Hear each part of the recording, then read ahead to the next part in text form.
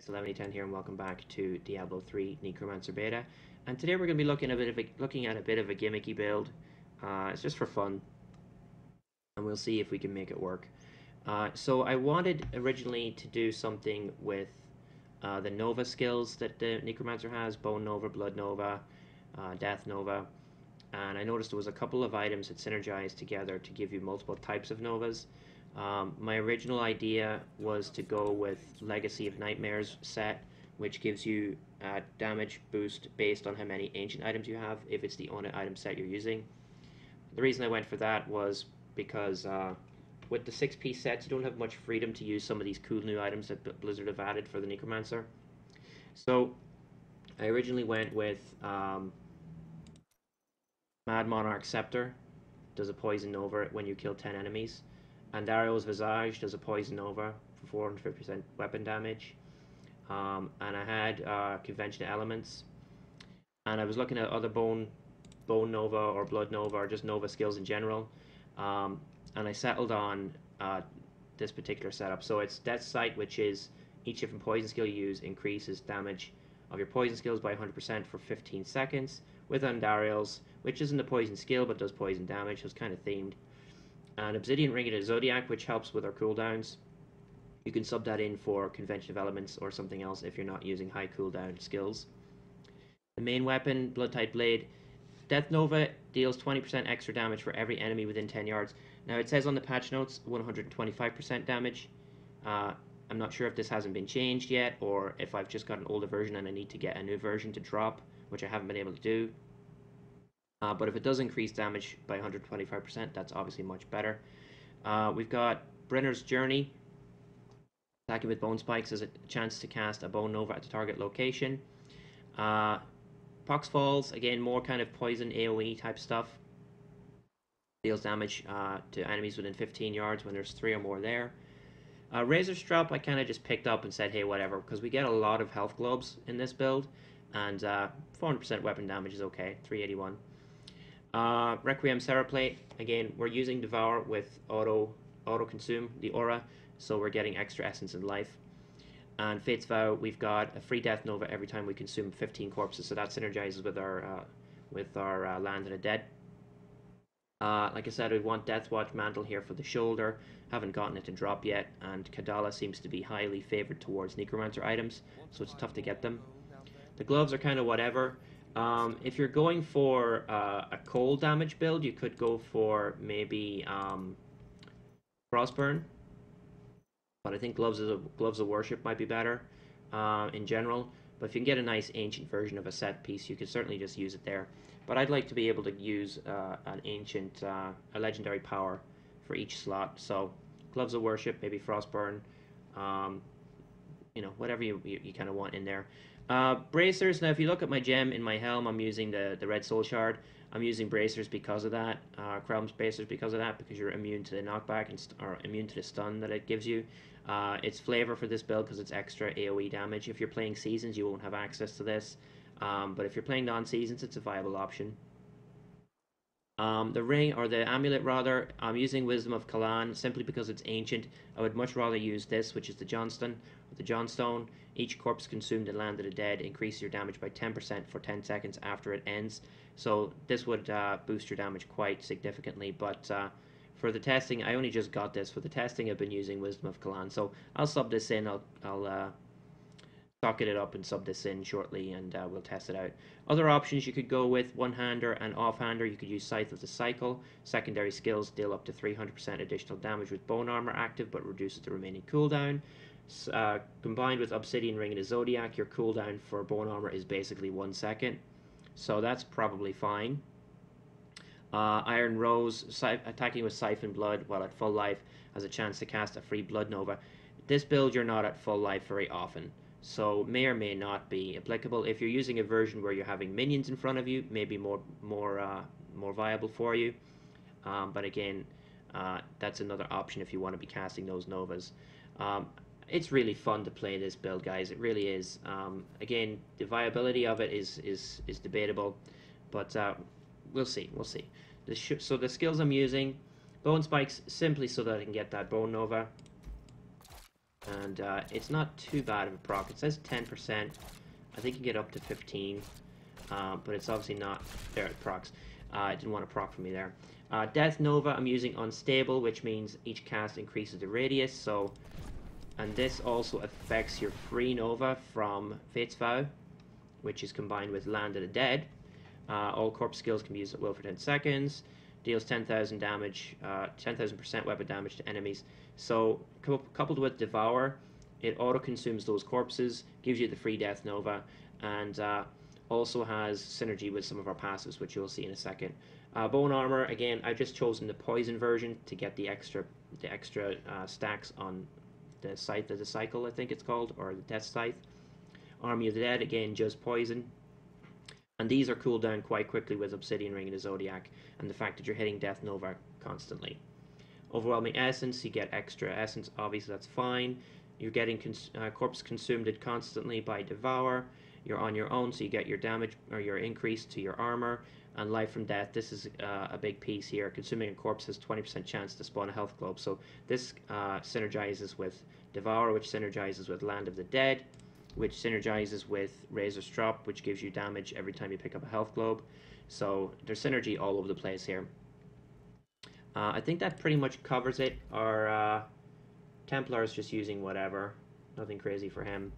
I don't think there's anything else that I missed build-wise. Paragon points are all maxed out because, well, we're at high Paragon. You'd probably go with Int instead of Vitality, actually, now that I think about it, because I was using Vitality for another build and I forgot to reset it. So let's go and look at a Greater Rift 40 and show you how it works, and we'll be right back once we get it in. Alright, let's go. GR40, boys. I wish you luck, hero. Right, so go.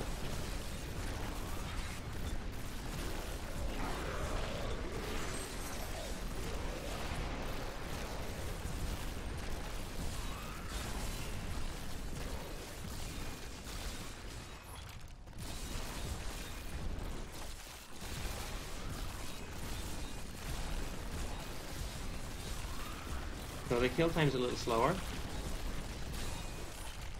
on some of the larger mobs, but that's where Tyranny or Gear comes in. And now that I mention it, I think I may have forgotten to run over my legendary gems, which is Mirror-A, which is the smite every 3 seconds, which helps with the Greater Rift Guardians. Bayonet is Stricken. Again, helps with that single target DPS, and Bayonet Trapped. So that's a pretty big faux pas of mine there to miss talking about those, so apologies.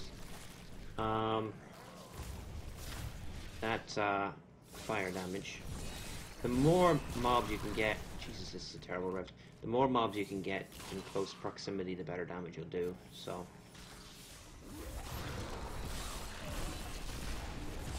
This is a bad rift because they're all kind of running away from me. Okay, so Land of the Dead procs. We got an elite pack here. We can pop Army of the Dead to annihilate them.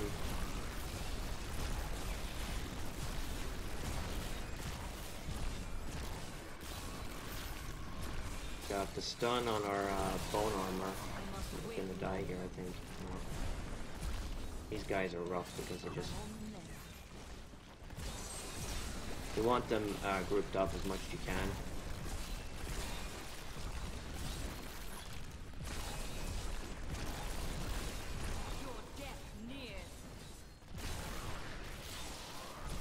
You definitely want big groups. These mobs are bad because of these little falling guys who tend to run away a lot. I really wish they'd change some of the behaviors of the mobs in this game. Like, they don't like charge at you and try and kill you instantly. They just kind of faff about a lot of the time, which is kind of annoying, honestly. If you're looking at builds like this, it makes the game very easy. Which is, you know, back in the day, you'd just be annihilated on Infernal mode. But these mobs are okay because they just come right at you and you just annihilate them. But these fallen shaman and their little minions are annoying. Please pop your cooldowns there, everything dies. If they didn't die, they'll certainly die from all the damage from the health globes.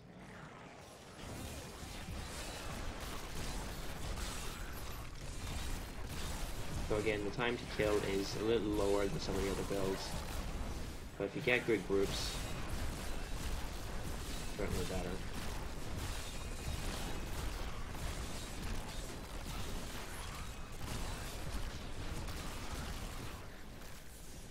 And again, maybe it's just my skill choices. I don't have my stacks up here for poison. I find movement speed is something that I need. So maybe I need to start putting Siphon, what is it, Blood Siphon into my builds. The one that gives you a teleport. I don't really use it at all. And I'm kind of hooked on the Devour Aura and Frailty Aura for other builds. I haven't been really using those. I haven't explored the blood skills at all. I really need to do that. So I have no real feedback or input on how those blood skills act like Simulacrum and stuff like that. I don't really... There's a good group here. We're doing okay. Got a conduit. I think it's pretty standard to get at least one conduit in every Greater Rift. I've seen anyway.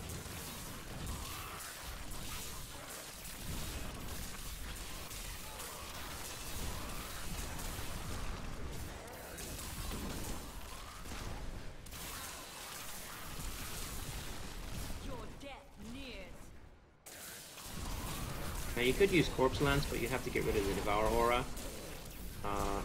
So you kind of lose out on that. You can't use Corpse Lance with Devour Aura because there's nothing to pop.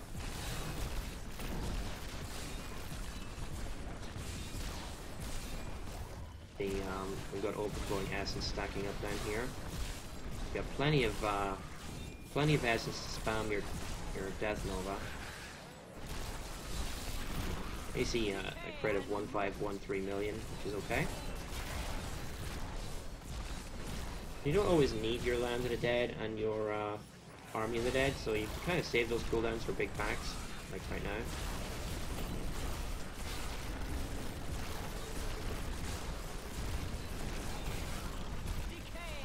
Pick up some of these health globes, show you some damage there. Again, if you're stuck on a single mob, Mirror will help you kill that off real quick. Kind of sucky if you have two high health mobs at once because it's splitting the DPS between them.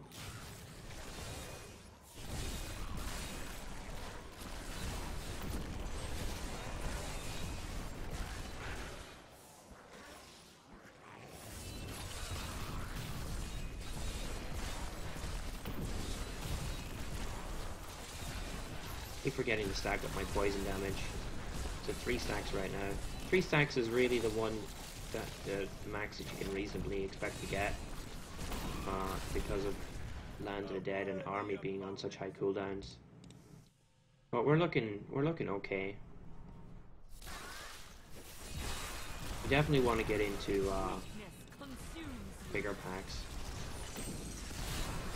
Hate spiders because of the slow that they give you.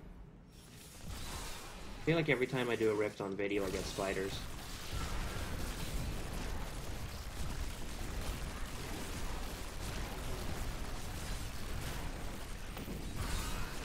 Now there is an item that might allow you to switch in skeletal minions instead of maybe bone armor, or maybe if you switched out Army of the Dead with skeleton minions. There's a chest piece that gives you gives your skeletons 125% damage plus access to all runes while in the Land of the Dead. If you couple that with our Johnston and maybe the Land of the Dead rune that extends the time that it lasts, you could be looking at some pretty cool stuff. So I want to try that out at some point. Keep an eye on that. It's a chest piece, so you would sub it out probably for Andariels, honestly. I think this extra essence overflow is quite cool. So if you had that, you'd have skeletal minions, and Land of the Dead cooling down quite quickly, with extra damage while it's active. Yeah, that'd be quite cool. Now that I'm talking about it, I kind of really want to try it right now. Keep forgetting my bone armor. Yeah, he's on a different floor. Can't quite see him. There's a lot of visual noise with this build. I'm not using my primary at all, because I don't need the essence. So there's an argument to get rid of your generator, honestly. Because if you have, here we'll see with the poor, sometimes poor DPS. If you have Land of the Dead with Devour, you're not going to be short of essence at any point. He's going to one-shot me, I think. This is where Death Nova's DPS falls down a little, because it's based on how many enemies are in the area. Okay, damage. Marinade really helps there. Marinade switch coupled with Bane Stricken. Some gems we want to level up here. Trying that out for a little bit on another build, so let's just level it up while we're here. Let me show you those other items that I mentioned. So, could go with something like this. Bloodsong Mail, while in the Land of the Dead, Command Skeletons has all runes and deals 125% additional damage. You could use Land of the Dead with Shallow Graves, extend the duration by up to... I think this is written weirdly. It says every 10 enemies killed extends the duration by 1 second, up to a maximum of 2 seconds. So you get 2 seconds extra on your Land of the Dead. That doesn't make much sense to me. Correct me if I'm misunderstanding it. Coupled with this one, each corpse consumed in Land of the Dead, increase your damage. So there's 3 items you could sub in. It would be pretty cool to try out. So I think I'm gonna go do that. But again, give me some feedback, guys. Hopefully it's at least interesting enough for you to pursue it a little bit. If there's any items here that you feel like you really want to use, I recommend you farm them up prior to the Necromancer launching. Took me a while to get Pox Falls, because it's hard to get them to drop, and Kadala's being a complete B. Every time I try and purchase something, I just get the same Necromancer items over and over. But again, just another fun build. Hopefully you guys enjoyed the video, and I'll see you guys next time.